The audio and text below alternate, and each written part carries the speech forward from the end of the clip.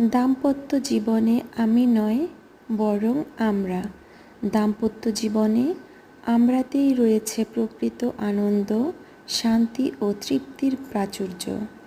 এখানেই বিবাহের সৌন্দর্য।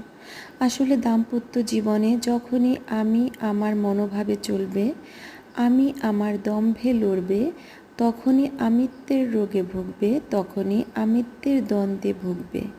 দাম্পত্য জীবনে স্বামী স্ত্রী দুয়ে মিলে এক হয়। সেখানে সে আর একা নয়, বরং একক নয়, তারা দুয়ে মিলে সম্পূরক পরিপূরক। বিবাহে আধ আধ বলে কিছু নেই, অর্থাৎ 50 যোগ 50 মিলে 100 নয়, বরং এখানে 100 যোগ 100 মিলে 100 হয়, অর্থাৎ একক পূর্ণতা নিয়ে উভয়ের পরিপূর্ণতা। এটাই বিবাহে দাম্পত্য জীবনের ফর্মুলা।